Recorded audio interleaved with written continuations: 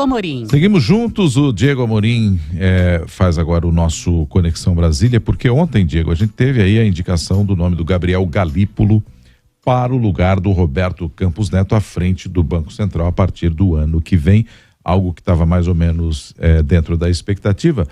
Mas, o Diego, o que é que essa mudança pode significar e o que ela nos ensina também sobre os caminhos da política, hein, Diego? Nonato, eu quero trazer um olhar político sobre essa confirmação da indicação. As informações técnicas todas já ouvimos aqui com muita maestria pela Ariane Bittencourt, também com a entrevista recentemente, agora há pouco, que eu estava acompanhando, que você fez com a nossa economista de todas as quintas-feiras. Marcela Kawauchi. Mas eu queria chamar... Marcela Kawauchi, brilhante também. Eu queria só chamar a atenção para o nosso ouvinte de alguns pontos interessantes sobre essa indicação. Primeiro, dizer que foi aprovado no governo Bolsonaro aquele projeto de autonomia do Banco Central, que, entre outras coisas, definiu o seguinte: um presidente do Banco Central, ele começa agora o mandato na metade de um governo e termina, são 4 anos, na metade do outro governo. Então, Roberto Campos Neto foi o primeiro nesse novo formato. Foi indicado pelo Jair Bolsonaro e agora é também o presidente do Banco Central no terceiro governo Lula. Está acabando agora o mandato dele de 4 anos até o final de 2024. Por que foi aprovado esse projeto? Para tentar impedir ou minimizar ao máximo as interferências do executivo da vez, do presidente da vez, no Banco Central, que precisa ser um órgão estritamente técnico. Segundo ponto, a Marcela também nos relembrou agora há pouco que o presidente Lula ainda vai indicar 3 nomes para as diretorias do Banco Central. Uma que é a vaga do próprio Galípolo, que é o atual diretor de política monetária, e outros 2 diretores também que compõem ali o chamado Copom, Comitê de Política Monetária, que, entre outras funções, decide a taxa básica de juros do país, que é a Selic, que se reúne ali aproximadamente a cada 45 dias. Mas essa confirmação da indicação do Gabriel Galípolo para o comando do Banco Central, eu gostaria de registrar algumas coisas importantes, Nonato. Primeiro, o Galípolo trabalhou com o José Serra, quando era governador em São Paulo, e o Serra que já disputou a presidência com Dilma Rousseff do PT. Segundo, Galípolo presidiu o Banco Fator entre 2017 e 2021 e à frente desse banco ele comandou estudos para privatizações e desestatizações. Um dos processos, inclusive, que ele comandou, resultou na venda da SEDAI, no Rio de Janeiro, a Companhia Estadual de Águas e Esgotos lá do estado. Isso tudo para dizer ao nosso ouvinte, mais uma vez, que na política nem sempre você pode fazer uma conta tão simples. Ah, ele trabalhou com o Serra lá em São Paulo, foi nosso adversário, é tucano. Bem, nesse quesito, o vice-presidente da República atualmente é o Geraldo Alckmin, que foi adversário de Lula e um tucano histórico antes de migrar para o PSB, seu atual partido. Então não há muito o que dizer em relação a isso.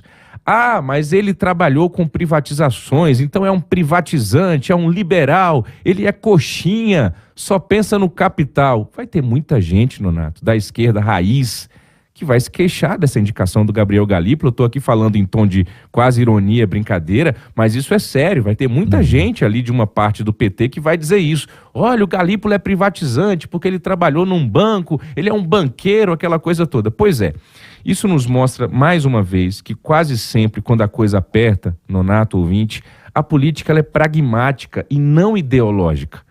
E isso precisa ensinar aos nossos ouvintes, a mim e a você também, que a gente muitas vezes cai nessa tentação da ideologia, tudo é ideologia, tudo agora mas é direita, é esquerda. Eu falo isso com tanta frequência aqui, o pessoal já deve estar de saco cheio na coluna, mas para trazer mais um exemplo aqui de que há um pragmatismo nessa decisão do presidente Lula, muito mais do que ideologia. São inúmeros exemplos que nós temos disso e a indicação do Galípolo é mais uma. Economia é coisa séria, Banco Central é coisa séria, inflação e juros são coisas sérias que definem eleição e, por consequência, a manutenção no poder, que no final das contas é o que essa turma toda quer sempre. Então, por fim, Nonato, eu gostaria de chamar a atenção, devolvendo para você, do nosso ouvinte, para um fato também muito interessante nessa confirmação da indicação do Gabriel Galípolo. O nosso ouvinte pode perceber que faz um tempinho já aqui no nosso jornalismo da Nova Brasil FM que a gente não noticia o Lula batendo no Banco Central e no Roberto Campos Neto. Verdade. Algo que estava muito frequente desde o início do governo Lula, batendo no Roberto Campos Neto, batendo no Banco Central, reclamando dos juros, e já faz um tempinho que ele parou. E eu digo a vocês por quê. Porque o Galípolo ele tem votado em alinhamento com o Roberto Campos Neto no Copom para interromper essa trajetória de queda de juros, que hoje a Selic está em 10,5% ao ano. Então, de novo e sempre, quem encarar a política como uma ciência simples, em que há dois lados somente, e esses dois lados não se misturam, vai ficar zonzo, como nessa indicação do Gabriel Galípolo. O Lula parou de bater no Gabriel Galípolo porque ele recebeu informações e sabe muito bem que o Gabriel Galípolo não vai conseguir fazer nada muito diferente do que o Roberto Campos Neto está fazendo. Ali era mais uma questão política mesmo, de bater num indicado de Jair Bolsonaro, que estava próximo e é próximo do atual governador de São Paulo, por exemplo, Tarcísio de Freitas. Então, a confirmação da indicação do Galípolo, Nonato, e eu finalizo, é mais uma prova de que a política, embora muito pragmática, não é cartesiana, e é bom que seja assim num mundo tão polarizado e radicalizado como a gente está vivendo, Nonato. Pois é, e como a Marcela destacou, né, algo que já estava assim, entre aspas, contratado pelo mercado financeiro. Você bem destacou aí que o Lula parou de uns tempos para cá de atacar o Roberto Campos Neto, de algum modo já vai preparando terreno. É necessário ainda, né, Diego? A gente vai lembrar aqui para o nosso ouvinte a questão Sim. da sabatina pelo Senado Federal, né? Mas normalmente quando você tem um nome já indicado, o Senado vai lá e apenas chancela. É o que deve ocorrer com o Gabriel Galípolo, e aí o ano que vem a gente tem ele no comando do Banco Central. Acho que esse é o trâmite, né, Diego Amorim? É isso aí. Deve ser tranquila essa sabatina no Senado, viu, Nonato? Já está tudo alinhadinho ali entre o Haddad, o Pacheco. Pode ter certeza que essa sabatina não vai nos trazer nenhuma surpresa em relação à confirmação do nome do Gabriel Galípolo, que eu também lembro ao nosso ouvinte que trabalhou na campanha lá em 2022 do Lula, inclusive participou da transição, já foi chamado pelo Lula de menino de ouro, o Galípolo, que tem 42 anos e já fez comentários também sobre essa história dele ser considerado jovem. Ele brinca que quando tem 2 jantares ele já fica doente, já não aguenta mais. Eu tô igual o Galípolo, eu sou mais jovem que o Galípolo, mas eu tô assim também, viu? Não aguento 2 jantares, 2 eventos no mesmo dia, não.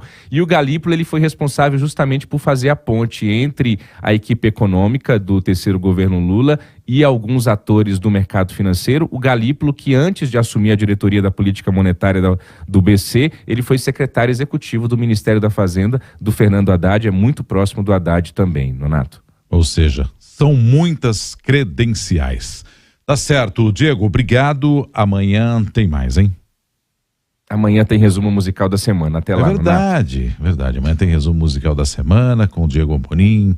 E aí a gente passa aqui os temas que foram mais relevantes durante a semana. Valeu, Diego, até amanhã. Até.